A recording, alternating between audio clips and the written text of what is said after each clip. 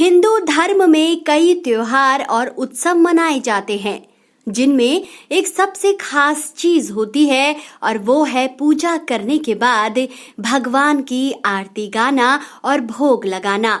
सबसे पहले त्योहार के दिन भगवान की पूजा की जाती है और फिर भोग लगाया जाता है, जिसके बाद ये भोग प्रसाद के तौर पर भक्तों में बांट दिया जाता है। जैसा कि सभी जानते हैं कि मंदिरों में मिलने वाले भोग को प्रसाद कहा जाता है, लेकिन क्या आप जानते हैं कि जगन्नाथ मंदिर में मिलने वाले प्रसाद को महाप्रसाद कहा जाता है?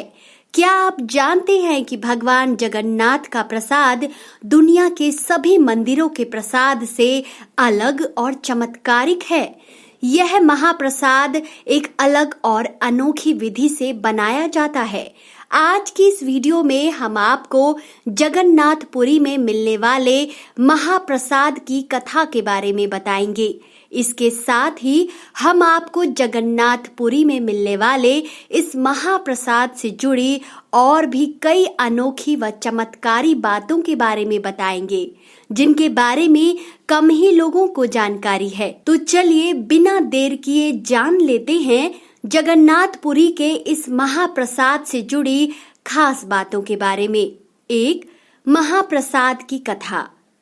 किसी भी तीर्थ या मंदिर में मिलने वाले प्रसाद को वैसे तो प्रसाद ही कहा जाता है, लेकिन उड़ीसा के जगन्नाथ मंदिर में मिलने वाले प्रसाद को महाप्रसाद माना और कहा जाता है, जिसके पीछे एक कथा है। इस कथा के अनुसार एक बार महाप्रभु वल्लभाचार्य एकादशी व्रत के दिन जगन्नाथ मंदिर गए। भगवान जगन्नाथ ने सोचा कि महाप्रभु वल्लभाचार्य की निष्ठा की परीक्षा ली जाए। वहां पर व्रत के दिन वल्लभाचार्य को किसी ने प्रसाद दिया। वल्लभाचार्य ने वो प्रसाद तो लिया, लेकिन व्रत के कारण इसे अगले दिन द्वादशी को ये प्रसाद ग्रहण किया। उन्होंने व्रत वाले पूरे दिन और रात को केवल पूजा की, जिसके बाद प्रसाद को महाप्रसाद कहा जाने लगा। 2, सबसे पहले लगता माता पार्वती को भोग। भगवान जगन्नाथ के पास ही माता पार्वती का विमला देवी नाम से एक मंदिर है। कहते हैं कि भगवान जगन्नाथ का महाप्रसाद बनने के बाद सबसे पहले माता पार्वती को भोग लगाया जाता है, न कि भगवान जगन्नाथ को। माता के बाद भगवान जगन्नाथ को भोग अर्पित किया जाता है। 3, भगवान के समक्ष बैठकर नहीं करते हैं प्रसाद ग्रहण। मान्यता है कि एक बार माता लक्ष्मी ने भगवान श्री हरि विष्णु की इच्छा से ही नारद मुनि को यह प्रसाद भगवान की अनुपस्थिति में दे दिया था। तभी से यह परंपरा है कि भगवान के समक्ष उनका महाप्रसाद ग्रहण नहीं किया जाता। ऐसा करने पर महाप्रसाद का फल नहीं मिलता। 4, हजारों के लिए बनता प्रसाद लेकिन लाखों खा जाते हैं। कहते हैं कि जगन्नाथ मंदिर में रोजाना 20,000 लोगों के लिए ही प्रसाद बनता है और किसी त्योहार वाले दिन 50,000 लोगों के लिए बनाया जाता है। लेकिन कहा जाता है कि यदि किसी दिन लाखों लोग भी आ जाएं, तो भी यह प्रसाद किसी के लिए कम नहीं पड़ता और सभी भक्त महाप्रसाद ग्रहण किए बिना नहीं जाते हैं। 5, दुनिया का सबसे बड़ा रसोई घर।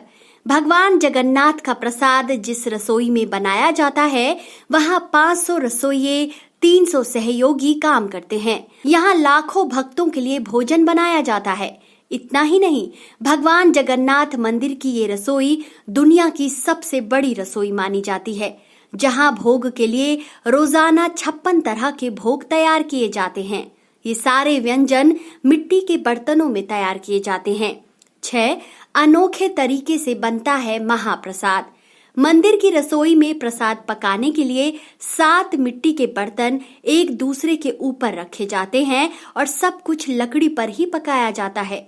आपको जानकर हैरानी होगी, लेकिन इस प्रक्रिया में शीर्ष बर्तन में सामग्री पहले पकती है, फिर नीचे की तरफ एक के बाद एक पकती जाती है।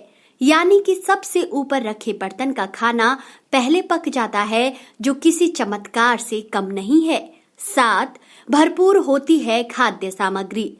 भगवान जगन्नाथ के मंदिर की रसोई में भक्तों के खाने व पकाने के लिए भोजन की साल भर की मात्रा पहले से ही रहती है और यहाँ महाप्रसाद या भोग कभी भी व्यर्थ नहीं जाता।